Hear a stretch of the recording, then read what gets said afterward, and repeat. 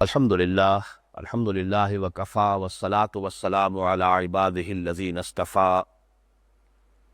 خصوصاً علی افضلہم وخاتم النبیین محمد الامین وعلی آلہ وصحبہ اجمعین، اما بعد فاعوذ باللہ من الشیطان الرجیم، بسم اللہ الرحمن الرحیم۔ اذا جاءک المنافقون قالوا نشہد انک لرسول اللہ واللہ یعلم انک لرسولہ واللہ یشہد ان المنافقین لکاذبون، صدق اللہ العظیم۔ رب اشرح لی صدری ویسر لی امری واحلل عقدۃ من لسانی یفقہوا قولی۔ اللہم ربنا الہمنا رشدنا واعذنا من شرور انفسنا، اللہم ارنا الحق حقا وارزقنا اتباعہ وارنا الباطل باطلا وارزقنا اجتنابہ، اللہم طہر قلوبنا من النفاق واعمالنا من الرياء والسنتنا من الكذب واعیننا من الخیانہ فإنك تعلم خائنة الاعین وما تخفی الصدور، آمین یا رب العالمین۔ منتخب نصاب کی جو مطبوعہ کتاب ہے اس میں جو نمبرنگ ہے دروس کی، اس کے اعتبار سے اس منتخب نصاب کا 19واں درس سورۃ المنافقون پر مشتمل ہے، جس کی پہلی آیت ابھی میں نے تلاوت کی ہے۔ لیکن اس مرتبہ ہم نے جو چوتھا حصہ تھا، حصہ چہارم، جس کا یہ آخری درس ہے، ہم نے اس حصے میں ایک درس کو شامل کر لیا تھا سورہ صف کے ساتھ ہی، اس لیے وہ اس کی نمبرنگ میں فرق واقع ہوا ہے۔ ہمارے حساب سے اس وقت یہ 18واں درس ہے اور حصہ چہارم کا چوتھا درس۔ سورہ منافقون جو سورہ جمعہ کے متصلاً بعد ہے مصحف میں بھی، اور بہت ہم وزن ہے سورہ جمعہ کے ساتھ، 2 رکوع سورہ جمعہ کے ہیں، 2 ہی رکوع سورہ منافقون کے ہیں۔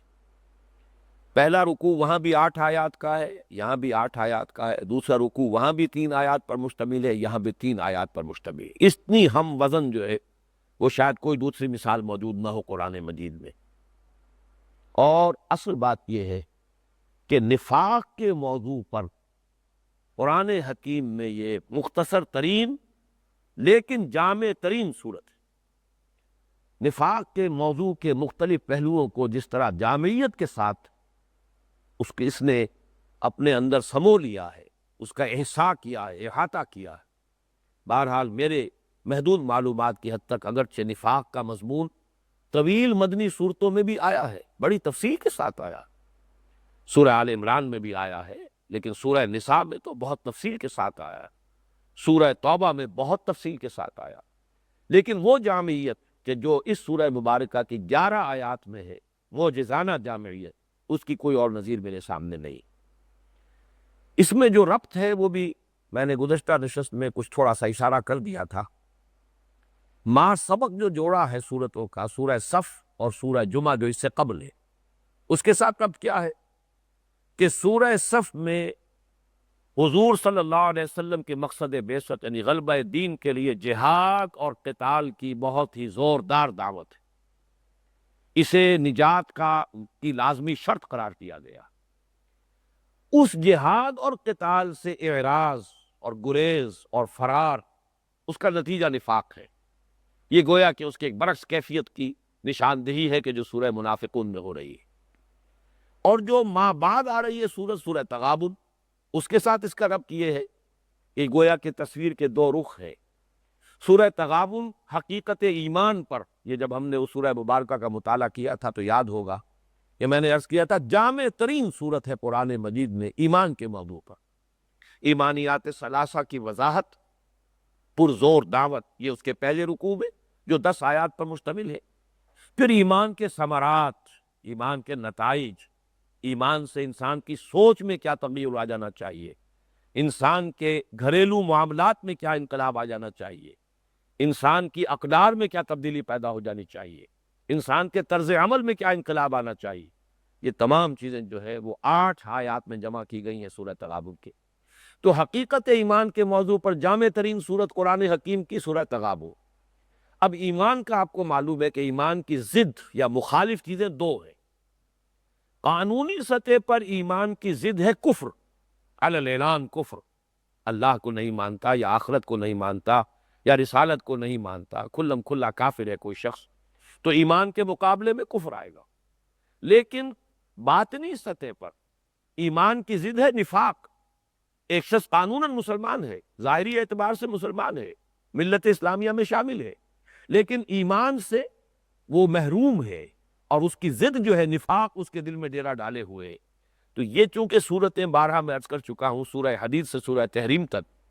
ان میں خطاب ہے صرف مسلمانوں سے، امت مسلمہ سے، تو یہاں پر ایمان کی ضد جو ہے، ایمان کا اینٹونیم جو ہے وہ ہے نفاق، لہذا ان دو کو یہاں جمع کر دیا گیا۔ سورہ منافقون اور سورہ تغابن ایک جوڑا، حضور کا مقصد بعثت، اس کے لیے افراد کار، مردان کار، افرادی قوت کی فراہمی اور تربیت، سورہ جمعہ یہ ایک جوڑا ہے، سورہ صف اور سورہ جمعہ، اور سورہ منافقون اور سورہ تغابن ایک جوڑا ہے۔ اور انٹر لاکنگ میں عرض کر چکا ہوں کہ وہاں فرمایا انفضوا الیہا وترکوک قائما، اور سورہ منافقون شروع ہوتی ہے اذا جاءک المنافقون قالوا نشہد انک لرسول اللہ۔ تو ان چاروں صورتوں کا یہ گروپ جو ہے ہمارے اس منتخب نصاب میں شامل ہے۔ لیکن اس سے پہلے کہ اس سورہ مبارکہ کا ہم سلسلے وار مطالعہ شروع کریں، میں چاہتا ہوں کہ نفاق کے بارے میں بعض بنیادی باتیں آپ اچھی طرح ذہن نشین کر لیں، اس لیے کہ اس کے ضمن میں بڑے شدید بغالطے مسلمانوں کے ذہنوں میں موجود ہیں، اور ایسا بغالطہ ہے کہ جس کی بنا پر ہر مسلمان اپنے آپ کو بری سمجھتا ہے، مجھ سے نفاق کا کیا سروکار۔ لہذا جہاں کہیں گفتگو منافقین سے ہوتی ہے، جیسے کفار سے گفتگو ہوگی اس پہ سے بھی آپ گزر جائیں گے تلاوت کا ثواب لیتے ہوئے، کبھی یہ محسوس نہیں کریں گے کہ مجھے یہاں پر کچھ جھانکنا چاہیے اپنے باطن میں بھی کہ کہیں یہ کفر میرے اندر تو نہیں ہے۔ اس سے زیادہ معاملہ ہونا چاہیے نفاق کا۔ لیکن یہ کہ منافقین سے متعلق جو مباحث آتے ہیں، ترجمے میں یا کسی نے حواشی میں اگر یہ لکھ دیا کہ یہاں ذکر منافقین کا ہے، تو اب گویا کہ ہمارے دل بند ہو گئے، اس سے ہم کچھ نہیں سمجھتے کہ ہم اس سے کوئی فائدہ اٹھا سکتے ہیں یا اس میں کوئی ہماری بات بھی سامنے آ سکتی ہے۔ گفتہ آیت در حدیث دیگراں، کہیں ایسا تو نہیں ہے کہ میری ہی بات بیان کی جا رہی، اور اس کی وجہ سے یہ ہے کہ قرآن مجید کے برکات سے اور اس کی ہدایت سے محرومی ہو جاتی۔ اس پہلو سے میں چاہتا ہوں کہ سب سے پہلے چند عنوانات کے تحت کچھ باتیں بنیادی جو ہے ذہن نشین کر لیں۔ پہلی بات یہ کہ نفاق کی ہلاکت خیزی کتنی تباہ کن ہے، یہ بیماری، اس کا نتیجہ کتنا خوفناک ہے، کھلم کھلا کفر کے مقابلے میں کئی گنا درجے زیادہ ہے، جس کو کہ ہم عام طور پر سمجھتے ہیں کوئی ہلکی سی بات ہے۔ چنانچہ سورہ نساء کی آیت نمبر 145 میں فرمایا گیا، وہ گھڑی کیوں نہیں رکھی آئیے، فرمایا گیا ان المنافقین فی الدرک الاسفل من النار، منافق تو آگ کے، جہنم کے سب سے نچلے طبقے میں ہوں گے۔ گویا کہ جہنم کا سب سے نچلا طبقہ جو ہے وہ اللہ تعالیٰ نے منافقین کے لیے مخصوص کیا۔ اس سے آپ اندازہ کیجئے کہ کھلم کھلا کافر کے مقابلے میں کس درجے اللہ تعالیٰ کو یہ منافقت اور نفاق جو ہے یہ ناپسندیدہ ہے۔ اور اس سے بھی بڑھ کر سورہ توبہ کی آیت ہے، یہ کسی انسان کی محرومی، اور وہ انسان بھی وہ کہ جو اپنے آپ کو مسلمان سمجھتا ہو، اس لیے کہ منافق تو وہی ہے جو مسلمان ہے۔ اگر تو کوئی کھلم کھلا کافر ہے تو وہ تو کافر ہے، تو اس پر نفاق کا کوئی سوال نہیں۔ منافق وہی ہے کہ جو مسلمان اپنے آپ کو سمجھ رہا ہے اور وہ مسلمانوں میں شمار ہوتا ہے۔ تو کسی مسلمان کی اس سے بڑی محرومی اور اس سے بڑی بدبختی کوئی نہیں کہ فرمایا گیا حضور سے مخاطب ہو کر سورہ توبہ کی آیت نمبر 80 میں، استغفر لہم او لا تستغفر لہم ان تستغفر لہم 70 مرۃ فلن یغفر اللہ لہم۔ اے نبی، برابر ہے آپ ان کے لیے استغفار کریں یا نہ کریں، آپ اگر ان کے لیے 70 مرتبہ بھی استغفار کریں گے تب بھی اللہ ان کو معاف نہیں کرے گا۔ یہ گویا کہ دو آیتیں کفایت کرتی ہیں کہ کانپ جانا چاہیے ہمیں کہ نفاق کس درجے اس کی شناعت ہے، تباہ کن ہونے کا درجہ کتنا بڑا ہے، کس قدر خوفناک شے ہے، کتنی قابل حذر شے ہے، کس طرح اس کی چھوت سے آخری درجے میں بچنے کے لیے ہر ممکن کوشش ہر مسلمان کو کرنی چاہیے۔ وہ ان دو آیات کے حوالے سے میں سمجھتا ہوں کہ اگر یہ بات ذہن نشین ہو جائے تو کفایت کرے گی۔ ان المنافقین فی الدرک الاسفل من النار، اور استغفر لہم او لا تستغفر لہم ان تستغفر لہم 70 مرۃ فلن یغفر اللہ لہم، اللہ معاف نہیں فرمائے گا۔ دوسری بات جو اس پہلی بات سے بھی بہت زیادہ اہم ہے، اس کے مقابلے میں بھی، وہ یہ ہے کہ اس نفاق سے اپنے آپ کو محفوظ سمجھتا ہے صرف منافق، اور اس نفاق کا اندیشہ اپنے بارے میں محسوس کرتا ہے صرف وہ جو مومن ہے۔ ہمارا تصور بالکل برعکس ہے، لیکن یہاں یہ کہ میں آپ کو کچھ ایسے آثار سنا رہا ہوں، اور آج میں وہ حوالے بھی چونکہ لے کر آیا ہوں تو میں چاہتا ہوں کہ لس بلس وہ آپ کے سامنے آ جائیں۔ قال ابن ابی ملیکہ، ابن ابی ملیکہ یہ فرماتے ہیں، ادرکت ثلاثین من اصحاب النبی صلی اللہ علیہ وسلم، یہ تابعی ہے، یہ فرماتے ہیں کہ مجھے حضور کے صحابہ میں سے 30 کے ساتھ ملاقات کا شرف حاصل ہوا۔ تابعی وہی کہلاتے ہیں کہ جنہوں کی ملاقات اور جن کو صحبت جو ہے صحابہ کی حاصل ہوئی، کہ حضور صلی اللہ علیہ وسلم سے ملاقات یا آپ کی زیارت یا آپ کی صحبت جو ہے وہ حاصل نہیں ہوئی۔ ادرکت ثلاثین من اصحاب النبی صلی اللہ علیہ وسلم، میں نے پایا 30 صحابہ کو، حضور کے صحابہ میں سے 30 سے ملاقات ہوئی، زیارت کی سعادت سے میں مشرف ہوا۔ کلہم یخاف النفاق علی نفسہ، اور ان میں سے ہر شخص اپنے بارے میں نفاق کا اندیشہ رکھتا تھا، اور انہیں ڈر لگا ہوا تھا کہ یہ منافق تو نہیں ہو گئے۔ یہ ہے محمد الرسول اللہ صلی اللہ علیہ وسلم کا صحابہ کا طرز عمل۔ اور حضرت حسن بصری رحمۃ اللہ علیہ تابعین میں بڑے سر خیل ہے، بہت نمایاں ہے، ان کا قول یہ ہے کہ ما خافہ الا مومن ولا امنہ الا منافق، اس نفاق کا خوف صرف مومن کو ہوتا ہے،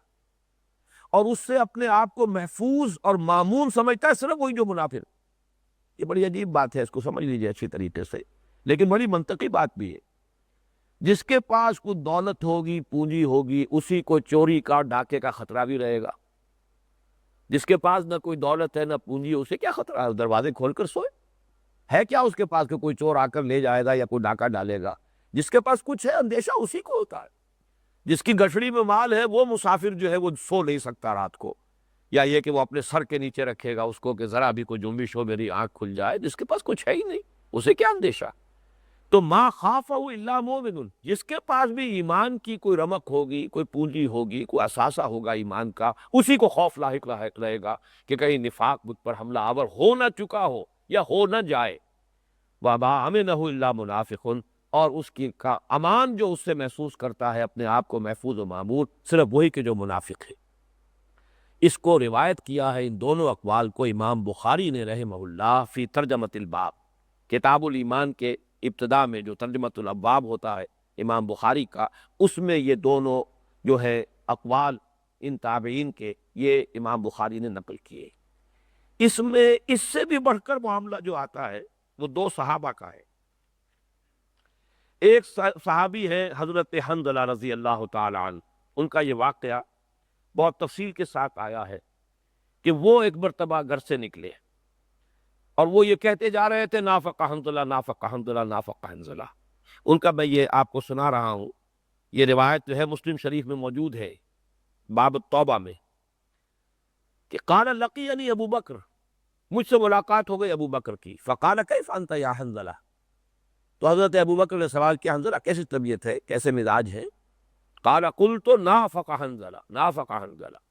میں نے کہا حنظلہ تو منافق ہو گیا، حنظلہ تو منافق ہو گیا۔ قال سبحان اللہ ما تقول، حضرت ابو بکر کو جو فرمانا چاہیے تھا وہی فرمایا انہوں نے کہ اللہ پاک ہے، سبحان اللہ، کیا کہہ رہے ہو، یہ کیا مطلب ہے تمہارا، کیوں کہہ رہے ہو کہ تم منافق ہو گئے؟ قال قلت نكون عند رسول اللہ صلی اللہ علیہ وسلم یذکرنا بالنار والجنۃ حتی کاننا رأی عین، اور اب میں نے عرض کیا کہ میری کیفیت یہ ہے، میں محسوس کرتا ہوں کہ جب ہم حضور کی صحبت میں ہوتے ہیں اور آپ تذکیر فرماتے ہیں، ہمیں یاد دہانی کرتے ہیں، جہنم یاد دلاتے ہیں اور جنت کا نقشہ پیش کرتے ہیں، تو ہماری کیفیت ایسی ہو جاتی جیسے ہم اپنی آنکھوں سے دیکھ رہے ہیں، اس درجے یقین کی کیفیت پیدا ہو جاتی، رائے العین، آنکھوں کا دیکھنا۔ فَإِذَا خَرَجْنَا مِنْ عِنْدِ رَسُولِ اللَّهِ صلی اللہ علیہ وسلم عَافَسْنَا الْأَزْوَاجَ وَالْأَوْلَادَ وَالضَّيَّعَاتِ فَنَسِينَا كَثِيرًا، پھر جب ہم وہاں سے آتے ہیں اپنے گھروں میں بیویوں سے، اولاد سے، بچوں سے اور دوسری چیزیں جو ہے اس کے اندر مشغول ہو جاتے ہیں، تو اس کی اکثر باتیں جو ہیں وہ ہم بھول جاتے ہیں، وہ کیفیت ہماری نہیں رہتی۔ قال ابو بکر فواللہ انا لنلقى مثل هذا، حضرت ابو بکر نے فرمایا اللہ کی قسم اللہ گواہ ہے کہ یہ کیفیت تو ہم سب کی ہو جاتی ہے، یہ صورتحال تو سب کے ساتھ پیش آتی ہے۔ فانطلقت انا وابو بکر حتى دخلنا على رسول اللہ صلی اللہ علیہ وسلم، تو ہم دونوں اب چلے حضور کی خدمت میں، ہم حاضر ہوئے۔ جب ہم وہاں داخل ہوئے قلت نافق حنظلہ یا رسول اللہ، تو میں نے اعلان کیا اللہ کے رسول حنظلہ تو منافق ہو رہے ہیں۔ فقال رسول اللہ صلی اللہ علیہ وسلم ما ذاک، کیا بات ہے جو کہہ رہے ہو، کیا تمہارا یہ احساس ہے تو کیوں ہے، کس بنیاد پر ہے؟ قلت یا رسول اللہ نکون عندک تذکرنا بالنار والجنة حتى كأننا رأي العین فإذا خرجنا من عندك عافسنا الأزواج والأولاد والضيعات نسينا كثيرا۔ فقال رسول اللہ صلی اللہ علیہ وسلم، وہی بات جو حضرت ابو بکر سے کہی تھی وہی حضور کی خدمت میں پیش کی، تو حضور نے فرمایا والذی نفسی بیدہ، اے حنظلہ اور اے ابو بکر اچھی طرح کان کھول کر سن لو، اس ہستی کی قسم ہے جس کے ہاتھ میں میری جان ہے، ان لو تدومون علی ما تکونون عندی وفی الذکر لصافحتکم الملائکۃ علی فرشکم وفی طرقکم، اگر تمہاری وہ کیفیت دائم ہو جائے، اس پر مداومت ہو جائے، مستقل ہو جائے جو میری صحبت میں ہوتی ہے، اور جو بھی ذکر اور یاد دہانی جو ہے میری مجلس میں ہوتا ہے اس کی بنا پر اگر وہ کیفیت مستقل ہو جائے تو فرشتے تم سے مصافحہ کریں، تمہارے بستروں پر بھی اور تمہارے راستوں پر راستہ چلتے ہوئے آئیں گے، مصافحہ کریں گے، تمہاری تعظیم کریں گے اگر وہ کیفیت ہو جائے۔ ولیکن یا حنظلۃ ساعۃ وساعۃ ثلاث مرات ساعۃ وساعۃ ساعۃ وساعۃ، اے حنظلہ یہ کیفیت جو ہوتی ہے میری صحبت میں یہ تو کبھی کبھی ہوتی ہے، کبھی وقتاً فوقتاً ہوتی ہے، ساعتاً فساعتاً ہوتی ہے، یہ مستقل نہیں ہو سکتی، یہ دائم نہیں رہ سکتی۔ لیکن اصل میں جو بات آپ کو بتانی تھی، یہ مسند احمد بن ابن حنبل میں بھی یہ روایت موجود ہے کہ صحابہ کرام کا حال یہ ہے کہ انہیں اپنے بارے میں نفاق کا اندیشہ ہے، خدشہ ہے، دروں بینی ہے، اپنے گریبانوں میں جھانک رہے، ذرا سا فرق و تفاوت نظر آ رہا ہے کہ حضور کی صحبت میں ہوتے تو کیفیت کچھ اور ہوتی ہے، اور آ کر اپنے گھر میں، اپنے گھر بار میں، اہل و عیال میں، بچوں میں، بیوی بچوں میں، اپنے کاروبار میں مصروف ہو جاتے ہیں تو وہ کیفیت برقرار نہیں رہتی، تو وہ اسے نفاق سے تعبیر کر رہے ہیں۔ اب اس موضوع پر یوں سمجھیے کہ آخری بات وہ ہے کہ امت میں بالاتفاق کم سے کم تمام اہل سنت کے نزدیک صحابہ میں نمبر 2 حضرت عمر فاروق رضی اللہ تعالیٰ عنہ، خلیفہ ثانی ہے، خلیفت و خلیفت رسول اللہ صلی اللہ علیہ وسلم رضی اللہ تعالی عنہما، اللہ کے خلیفہ کے خلیفہ، اللہ کے رسول کے خلیفہ کے خلیفہ۔ ان کا معاملہ یہ آتا ہے کہ چونکہ حضرت حذیفہ رضی اللہ تعالی عنہ کو حضور نے کچھ منافقین کے نام بتا دیے تھے، لہذا ان کا نام مشہور ہو گیا تھا صاحب و سر النبی صلی اللہ علیہ وسلم، یہ حضور کے ایک راز کے امین ہیں، ان کے پاس ایک راز ہے۔ خاص طور پہ غزوہ تبوک سے واپسی پر ایک تنگ گھاٹی میں سے جب لشکر گزر رہا تھا، اور وہاں وہ یہی تھا کہ گویا کہ ایک سنگل کالم ہی میں لوگ گزر سکتے تھے، تو کوئی ایسی جگہ تھی جہاں کچھ منافق چھپ کر بیٹھے ہوئے تھے، ارادہ تھا حضور کو قتل کر دینے کا۔ تو جب حضور کی اونٹنی آئی ہے اور ایک صاحب اس کی آگے آگے نکیل پکڑے ہوئے جا رہے تھے تو انہوں نے حملہ کیا، بہرحال جو بھی حضور کے ساتھ اس وقت تھے انہوں نے مقابلہ کیا، انہیں بھگا دیا، لیکن رات کی تاریکی اور انہوں نے اپنے چہروں کے اوپر انہوں نے کپڑے جو ہے، جس طریقے سے ڈاکو لوگ جو ہیں وہ صرف آنکھیں اپنی کھلی رکھتے ہیں باقی پورا چہرہ چھپا لیتے ہیں، اس نے اپنے آپ کو چھپایا ہوا تھا، لیکن حضور نے حضرت حذیفہ کو بتا دیا بس تمہیں بتا دوں یہ فلاں فلاں فلاں فلاں فلاں فلاں لوگ تھے، لیکن حذیفہ ذکر نہ کرنا کسی سے، اس لیے کہ منافقین کے بارے میں حضور کا طرز عمل یہ تھا کہ آپ کے علم میں تھا لیکن یہ کہ آپ نے اسے عام نہیں کیا، اس لیے کہ مسلم معاشرے میں وہ قانونی طور پر مسلمان ہی، اور قانونی حقوق جو ہے مسلمان کے وہ اسلامی ریاست میں یا اسلامی معاشرے میں انہیں حاصل رہتے، لہذا آپ نے اس ذاتی علم کو اپنے تک رکھا، یا یہ کہ ان منافقین کا نام جو ہے بتا دیا حضرت حذیفہ کو، لیکن آپ کو تاکید کر دی کہ یہ بات جو ہے راز کے طور پر رکھنی، تو صاحب و سر النبی صلی اللہ علیہ وسلم حضرت حذیفہ کا نام یہ پڑ گیا۔ اب یہ روایت ہے کنز العمال سے، عن حذیفہ رضی اللہ تعالی عنہ، حضرت حذیفہ خود بیان کر رہے ہیں، قال مر بی عمر بن الخطاب، میرے پاس سے گزر ہوا عمر بن خطاب کا رضی اللہ تعالی عنہ، وانا جالس فی المسجد، اور میں مسجد میں بیٹھا ہوا تھا، فقال لی یا حذیفہ ان فلانا قد مات فاشہدہ، اور حضرت عمر نے مجھ سے کہا اے حذیفہ فلاں مسلمان کا انتقال ہو گیا ہے، جاؤ اس کے جنازے میں شرکت کرو، تم بھی شریک ہو جاؤ۔ ثم مضى حتى اذا كاد يخرج من المسجد، پھر حضرت عمر یہ کہہ کر وہ آگے بڑھ گئے، یہاں تک کہ جب مسجد سے نکلنے کے قریب ہو گئے کہ بس آخری اب جو ہے قدم مسجد کے اندر ہے، اگلا قدم باہر ہوگا، التفت الیہ، پھر میری طرف متوجہ ہوئے، مڑ کر آئے، فرآنی وانا جالس فعرف فرجع الیہ، تو انہوں نے مجھے تلاش کیا، میں وہیں بیٹھا ہوا تھا، آپ نے دیکھ لیا، تلاش کر لیا، مجھے پا لیا، فرجع الیہ، میری طرف لوٹ کر آئے، فقال یا حذیفۃ انشدک اللہ آمن القوم انا، انہوں نے کہا اے حذیفہ میں تمہیں اللہ کی قسم دے کر پوچھتا ہوں، مجھے بتاؤ کیا ان لوگوں میں میں تو نہیں تھا؟ میرا نام تو ان میں شامل نہیں تھا کہ جن کے نام، منافقین کے نام اللہ کے رسول صلی اللہ علیہ وسلم نے آپ کو بتائے؟ قلت اللہم لا، تو گویا کہ ایک درجے میں حضرت حذیفہ اس وقت ضبط نہیں کر سکے، ایک درجے میں تو راز جو ہے، راز کی بات کسی درجے میں فاش ہو رہی ہے۔ قلت اللہم لا، اے اللہ تو معاف فرمائیو، لیکن یہ کہ اس وقت عمر کو یہ اندیشہ اپنے بارے میں ہو رہا ہے، تو مجھے کم سے کم یہ کہ ان کی اس جو بھی پریشانی ہے اور جو تشویش ہے اسے رفع کرنا ضروری ہے۔ اللہم لا، اے اللہ نہیں، ہرگز نہیں، اے عمر آپ کا نام نہیں تھا، ولن ابرئ احدا بعدک، لیکن یہ کہ اے عمر رضی اللہ تعالی، اب میں کسی اور کو آپ کے سوا بری نہیں ٹھہراؤں گا، یعنی ایسا نہ ہو کہ اور لوگ بھی مجھ سے پوچھنا شروع کر دیں، تو وہ تو بائی ایلیمینیشن جو ہے آئیڈینٹیفائی ہو جائیں گے پھر باقی منافقین۔ ہر شخص اگر آ کر پوچھے میں تو نہیں تھا اور میں بتا دوں کہ نہیں آپ نہیں تھے، وہ دوسرا بھی آئے میں تو نہیں تھا، نہیں آپ بھی نہیں تھے، تو پھر یہ کہ بائی ایلیمینیشن وہ آئیڈینٹیفیکیشن ہو جائے گی۔ تو کہا کہ وَلَنْ أُبْرِئَ أَحَدًا بَعْدَكَ، اے عمر آپ کے بعد اب میں کسی اور کو بری نہیں ٹھہراؤں گا، کہ کسی اور کے بارے میں بھی یہ بات بتا دوں کہ اس کا نام نہیں تھا، لیکن یہ عمر کا ایک مقام تھا، ان کی حیثیت تھی، ان کا درجہ تھا، جس کی وجہ سے کہ پھر وہ گویا کہ انہوں نے اپنے آپ کو مجبور پایا کہ کم سے کم ان کی اس تشویش کو رفع کر دے۔ اب آپ اندازہ کیجئے کہ یہ تشویش ہو رہی ہے حضرت عمر فاروق کو۔ یہ روایت جو ہے حضرت ام سلمہ سے بھی ہے رضی اللہ تعالی عنہ، معلوم ہوتا ہے کہ حضور نے غالباً انہیں بھی کچھ منافقین کے نام بتا دیے تھے۔ ان مسروق ان ام سلمہ رضی اللہ تعالی عنہ قالت قال النبی صلی اللہ علیہ وسلم من اصحابی من لا اراہ ولا یرانی بعد ان اموت ابدا، حضرت ام سلمہ فرماتی ہیں کہ مجھ سے حضور نے ایک بات فرمائی، اب یہ جو بھی شوہر اور بیوی کے مابین ایک قرب ہوتا ہے اس کی بنا پر یہ بات آپ نے فرمائی، میرے اصحاب میں کچھ ایسے لوگ بھی ہیں، اب اصحاب کو یہاں پر ہم لیں گے لغوی معنی میں، میرے ساتھی جو اس وقت دنیا میں میرے ساتھ ہیں، میرے آس پاس ہیں، امتی ہیں، کلمہ پڑھتے ہیں، ان میں وہ چودھری لوگ بھی تھے، عبداللہ ابن ابی جیسا آدمی جو کہ بڑا رئیس تھا، تو اس کی تو حالت یہ تھی کہ وہ صف اول میں موجود ہوتا تھا نماز میں،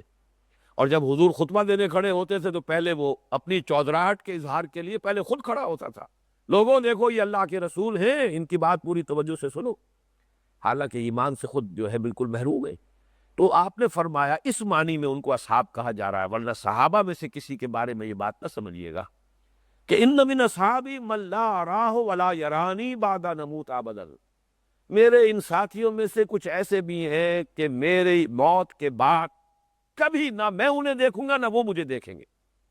یعنی آخرت میں میرا ان کے ساتھ کوئی تعلق نہیں ہوگا، کوئی ملاقات نہیں ہوگی، کوئی رویت ایک دوسرے کی نہیں ہوگی۔ یہ گویا کہ حضور نے قلبی طور پر جو ان سے بہت تھا آپ کو، ان کی طرف سے جو بھی آپ کو ایک رنج کی کیفیت تھی، یہ اس کی شدت کا اظہار کیا ہے کہ من اصحابی من لا اراہ، ایسے بھی لوگ ہیں جنہیں میں بھی نہیں دیکھوں گا،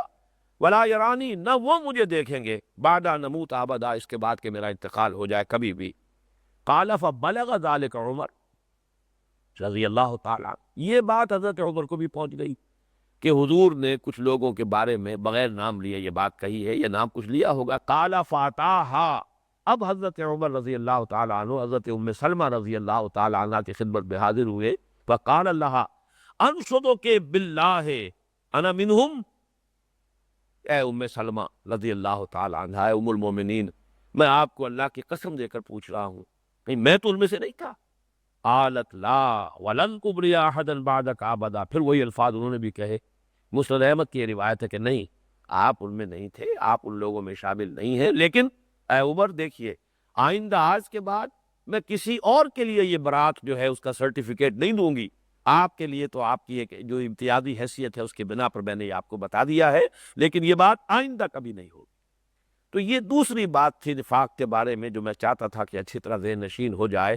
کہ اپنے آپ کو نفاق سے محفوظ اور مامون اور مصون سمجھنا کہ ہم سے کیا تعلق،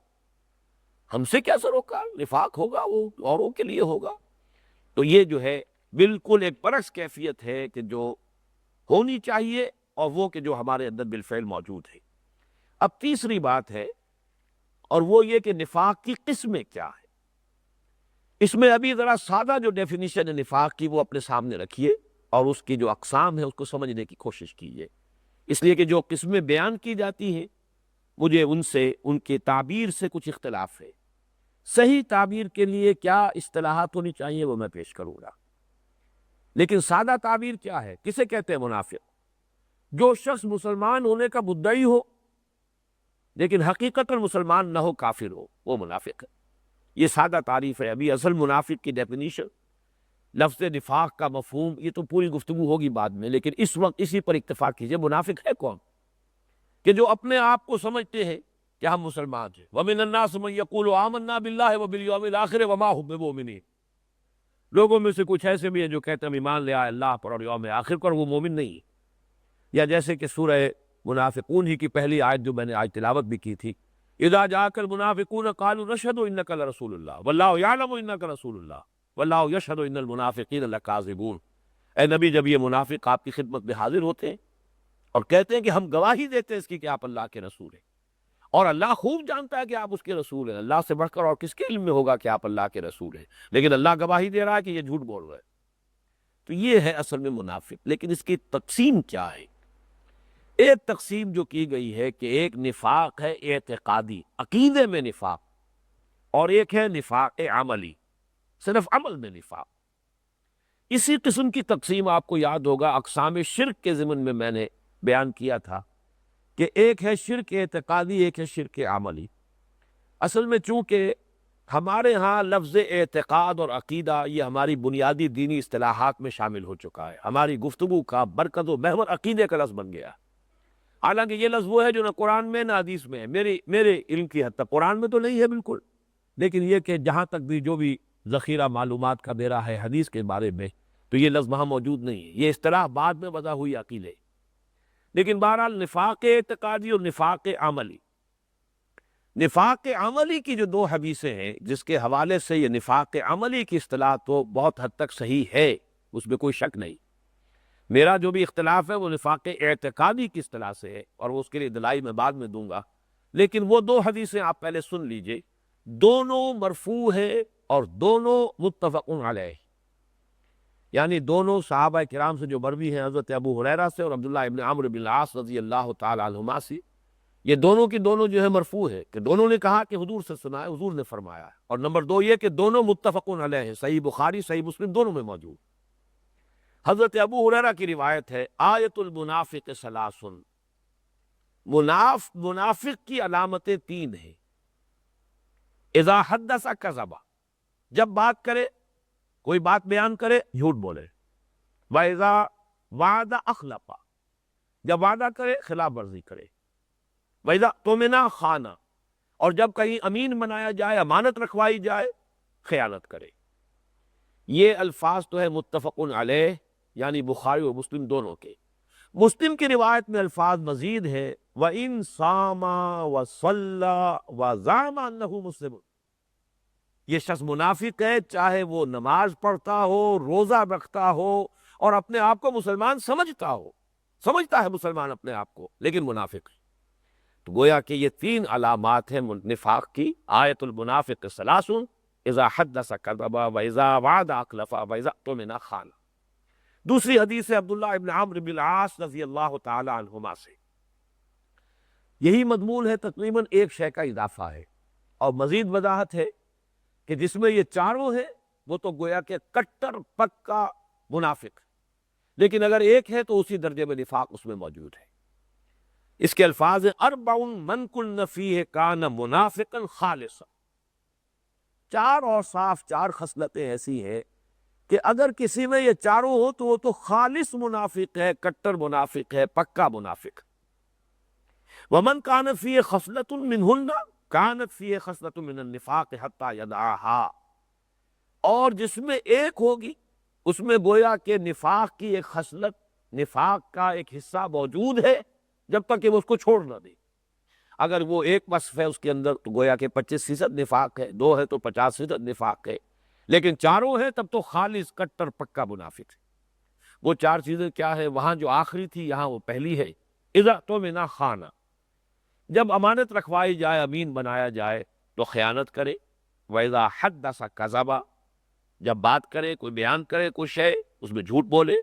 وَإِذَا عَاهَدَ غَدَرَ، وہاں تھا وَإِذَا وَعَدَ أَخْلَفَ، جب وعدہ کرے تو خلاف ورزی کرے، یہاں اذا عَاهَدَ غَدَرَ، جب کوئی معاہدہ کرے، بات طے کر لے تو پھر اس میں بے وفائی کرے، اس معاہدے کو توڑے۔ اور چوتھی چیز ہے وَإِذَا خَاصَمَ فَجَرَ، جب کہیں جھگڑا ہو جائے تو آپے سے باہر ہو جائے، اسے اپنی زبان پر، اپنے ہاتھوں پر کنٹرول نہ رہے، اپنے آپے سے باہر، یعنی یہ کہ زبان میں بھی جو آیا منہ پر وہ بک دیا، اور جو بھی کر سکتا ہو کر گزرا انسان۔ ایک وہ شخص ہے، جھگڑا بھی ہو، اختلاف بھی ہو تو شرافت کے حدود کے اندر ہے انسان، معقولیت کے حدود سے تجاوز نہ کرے، جو لفظ بھی نکالے زبان سے تول کر نکالے، سمجھ کر نکالے، ارادے کے ساتھ نکالے، یہ نہیں کہ مغضوب الغضب ہو کر انسان جو ہے، مغلوب الغضب ہو کر اور انسان جو ہے وہ اپنے آپ سے باہر ہو جائے۔ یہ ہے اصل میں نفاق عملی۔ لیکن یہ کہ اس کو نفاق عملی قرار دے دینا اور اس کو پھر اعتقادی نفاق سے جدا کر دینا، اس کا نتیجہ کیا نکلا ہے؟ پہلا لفظ تو یہ ہے جو میں نے کہا کہ اعتراض مجھے یہ ہے کہ لفظ عقیدہ قرآن کی اصطلاح ہے ہی نہیں، میرے نزدیک، میرے علم کی حد تک حدیث کی بھی نہیں۔ ایک ایسے لفظ کو بنیاد بنانا تقسیم کی، در حقیقت یقیناً اس کے اندر کوئی نہ کوئی قباحت ہوگی اصولی اعتبار سے۔ دوسری بات یہ کہ اس کی بنا پر ایک عام مسلمان کو تنبیہ ہوتی نہیں، اس لیے کہ وہ عملی نفاق کو نفاق نہیں سمجھتا۔ اصل میں جو ذہن میں بات بیٹھ گئی ہے کہ اصل نفاق جس کا قرآن میں ذکر ہو رہا ہے، جس کی ہلاکت خیزی اور جس کی مضرت رساں ہونے کا نقشہ جو قرآن کھینچتا ہے، ان المنافقین فی الدرک الاسفل من النار، تو یہ تو گویا کہ اعتقادی منافق ہے اس کے لیے۔ عملی منافق تو بس گناہ گار ہے، گناہ گار کے لیے ایک لفظ کی تعبیر کر دی گئی ہے۔ اس وجہ سے سرے سے تنبہ ہوتا ہی نہیں، کوئی تنبیہ اسے ہوتی ہی نہیں، اس لیے کہ وہ نفاق عملی کو حقیقت نفاق نہیں سمجھتا، بلکہ اس کو وہ سمجھ بیٹھتا ہے کہ یہ تو اصل نفاق اعتقادی ہوگا تو نفاق ہوگا۔ اس کے بنا پر جو گریبان میں جھانکنے کا کوئی کسی کے سامنے موقع آنا چاہیے وہ نہیں آتا، اور ان پر سے انسان گزر جاتا ہے پڑھتے ہوئے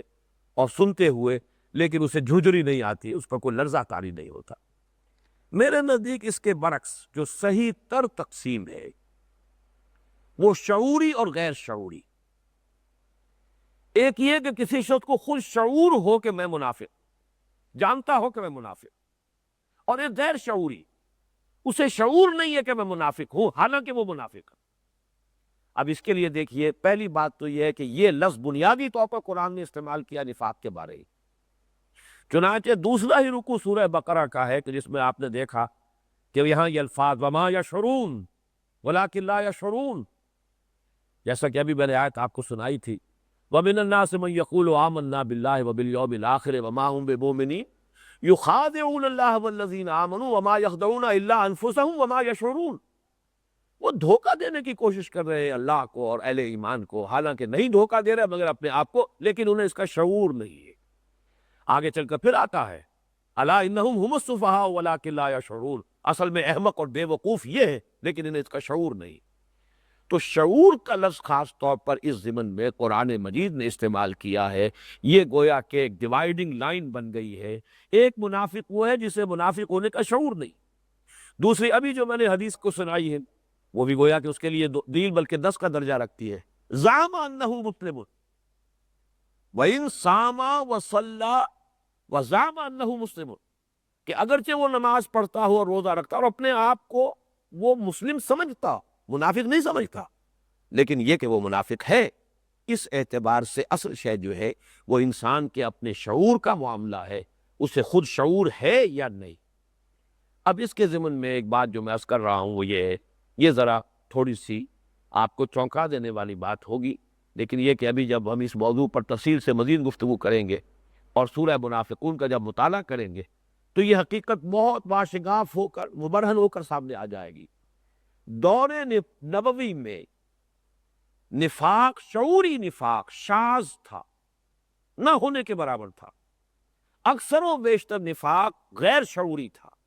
منافقین اپنے آپ کو منافق نہیں سمجھتے تھے، وہ اپنے آپ کو مسلمان سمجھتے تھے، بلکہ سمجھتے تھے کہ ہم صحیح ہیں، یہ غلط ہے، ہمارا طرز عمل درست ہے، ان کا طرز عمل غلط ہے۔ وہ سارا کا سارا جو اپنی جسٹیفیکیشن، اپنے لیے ریشنلائزیشن، یہ پوری ان کے ہاں موجود تھی۔ اس پر تفصیل سے گفتگو بعد میں ہوگی۔ اکثر و بیشتر الا ماشاءاللہ استثناءات ہوں گی، لیکن یہ ہے کہ اس کے بارے میں بھی ہم یقین کے ساتھ تو کسی فرد واحد کے بارے میں بھی نہیں کہہ سکتے، لیکن یہ کہ ایک درجہ ہوتا ہے نفاق کا کہ درجہ بدرجہ ترقی کرتے ہوئے، جیسا کہ تفصیل سے میں بعد میں عرض کروں گا کہ جیسے ٹی بی کی 3 سٹیجز ہوتی ہیں، مرض نفاق کی بھی 3 سٹیجز ہیں۔ آخری سٹیج پر جا کر جیسے کسی زمانے میں وہ ٹی بی کا مریض جب 3rd سٹیج میں آتا تھا لا علاج سمجھا جاتا تھا، اب اس کی بیماری جو ہے وہ قابل علاج حدود سے گزر چکی۔ اسی طریقے سے 3rd سٹیج پر جب نفاق پہنچ جاتا ہے تو گویا کہ اس پر مہر تصدیق اللہ کی طرف سے سبق ہو جاتی ہے، اور پھر یہ کہ کوئی اس کی طرف نو پوائنٹ آف نو ریٹرن پر پہنچ کر واپسی کا امکان نہیں ہوتا۔ اس مرحلے میں امکان ہے کہ وہ اگر اب تک بھی رہا تھا غیر شعوری منافق تو اس مرحلے میں آ کر وہ شعوری منافق بن گیا ہو، لیکن پہلے 2 مراحل پر تو میں پھر دعوے کے ساتھ کہہ رہا ہوں کہ اکثریت منافقین کی جو مکے میں تھی، مدینے میں تھی، وہ اپنے آپ کو منافق نہیں سمجھتی تھی اور غیر شعوری نفاق میں مبتلا تھی۔ جو شعوری نفاق تھا دور نبی میں، اس کی ایک مثال جو قرآن مجید سے سامنے آتی ہے اس کو سمجھ لیجئے۔ پھر جو اصل نفاق ہے غیر شعوری نفاق، اس کے بارے میں بھی انشاءاللہ آئندہ نشستوں میں گفتگو ہوگی۔ سورہ آل عمران کی آیت نمبر 73 میں نقشہ کھینچا گیا ہے کہ یہود نے ایک سازش کی، وَقَالَتْ طَائِفَةٌ مِّنْ أَهْلِ الْكِتَابِ آمِنُوا بِالَّذِي أُنزِلَ عَلَى الَّذِينَ آمَنُوا وَجْهَ النَّهَارِ وَاكْفُرُوا آخِرَهُ لَعَلَّهُمْ يَرْجِعُونَ۔ انہوں نے یہ قرارداد پاس کی، طے کیا، فیصلہ کیا کہ ایسا کرو کہ کچھ لوگ ہم میں سے صبح کے وقت تو ایمان لے آئیں اس چیز پر جو ان اہل ایمان پر نازل کی گئی ہے، یعنی قرآن پر ایمان کا دعویٰ کر دو کہ ہاں ایمان لے آئے، ہم نے مان لیا محمد کو اللہ کا رسول، مان لیا کہ قرآن اللہ کی کتاب ہے، ہم ایمان لے آئے، نشہد ان لا الہ الا اللہ ونشہد ان محمد رسول اللہ۔ لیکن ایسے کرو کہ رات کو شام کو پھر کافر ہو جاؤ، اعلان کر دو نہیں بھائی نہیں، ہمیں تو مغالطہ لگا اور یہ تو ہمیں تو کوئی بات اچھی نظر نہیں آئی، قریب آ کر دیکھ لیا ہم نے۔ اور میں اس میں اضافہ یہ اپنی طرف سے کر رہا ہوں، آیت میں یہ تفصیل نہیں ہے کہ ظاہر بات ہے جنہوں نے یہ سازش کی ہوگی وہ دن کا کافی حصہ حضور کی صحبت میں گزارا ہوگا، اس لیے کہ پیش نظر کیا تھا لعلہم یرجعون، کہ یہ جو ایمان کی دھاک بیٹھ گئی ہے کہ جو شخص ایک دفعہ ایمان لے آئے واپس نہیں آتا، اس سے جو اس کی دھاک جو ہے وہ بیٹھ گئی ہے اور اس کی ایک وہ سمجھئے کہ ایک شہرت ہو گئی ہے، اس کو توڑنا مقصود ہے، اس کی گن ول ختم ہو۔ کہ ایسا بھی ہوتا ہے کہ صبح ایمان لائے شام کو واپس چلے گئے، اور یہ لوگ جو ہے دیکھو آخر صبح ایمان لائے تھے، بڑے سمجھدار لوگ ہیں، اہل کتاب کے علماء میں سے ہیں، آخر کچھ انہوں نے سوچ کر ایمان کا اعلان کیا تھا، لیکن قریب رہے ہیں، اتنے گھنٹے صحبت میں گزارے حضور کے، تو کچھ نہ کچھ تو دیکھا ہی ہوگا نا، کوئی بات تو منفی سامنے آئی ہوگی نا جس کی وجہ سے یہ چلے گئے، مرتد ہو گئے، تو وہ جو ایک دھاک بیٹھی ہوئی تھی ایمان کی وہ ختم ہو جائے گی۔ پھر کچھ نہ کچھ لوگ تو بہرحال وسوسہ ان کے دل میں پیدا ہو ہی جائے گا، آخر یہ آئے تھے کیوں چلے گئے، کوئی بات تو ہوگی، کوئی کمی تو یہاں ہوگی۔ یہ پھر شیطان کی وسوسہ اندازی کے لیے اس کو ایک راستہ مل جائے گا، لعلہم یرجعون، تاکہ یہ بھی لوٹ سکیں، یہ بھی واپس آ جائیں۔ تو یہ ان کی ایک سازش تھی۔ اب اس کا تجزیہ کیجئے، جس شخص نے اس سازش کے تحت صبح کلمہ شہادت زبان سے ادا کیا، وہ چاہے 8-10 گھنٹے قانوناً مسلمان رہا، لیکن وہ کٹر منافق تھا، اور وہ خود بھی جانتا تھا کہ میں منافق ہوں، میں مسلمان نہیں ہوا ہوں، میں دھوکہ دینے کے لیے میں نے اعلان کیا۔ یہ گویا کہ شعوری نفاق کی ایک مثال ہے جو قرآن مجید میں ہے،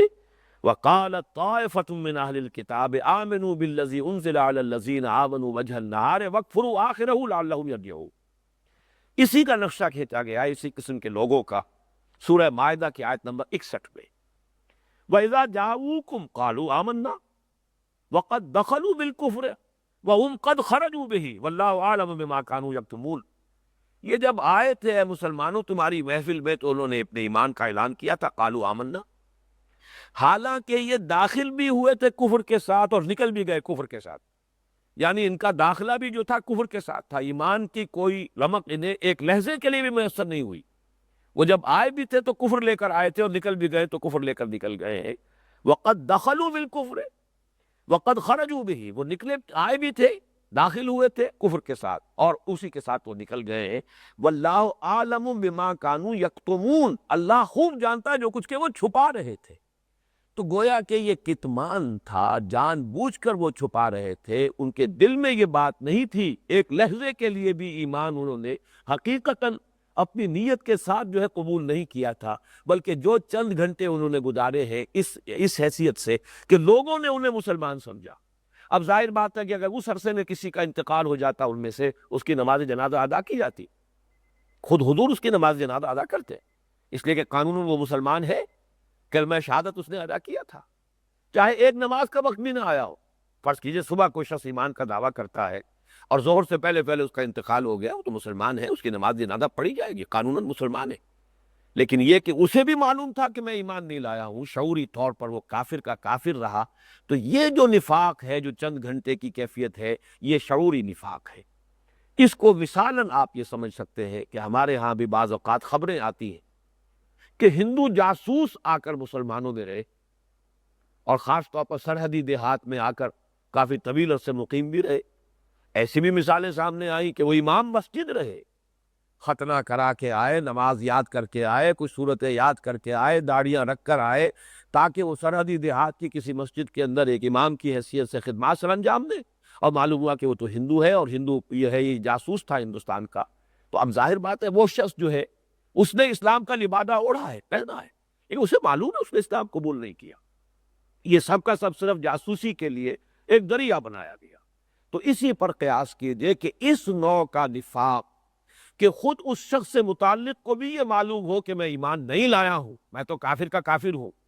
یہ صرف کسی مقصد کے تحت، سازش کے تحت یا کسی جاسوسی کے مقصد سے میں نے یہ لبادہ اوڑھ دیا ہے، یہ ہے نفاق شعوری کی ایک مثال جو قرآن مجید سے بھی ملتی ہے اور جس پر قیاس کر کے ہم اپنے دور میں بھی اس قسم کی بات کو سمجھ سکتے ہیں۔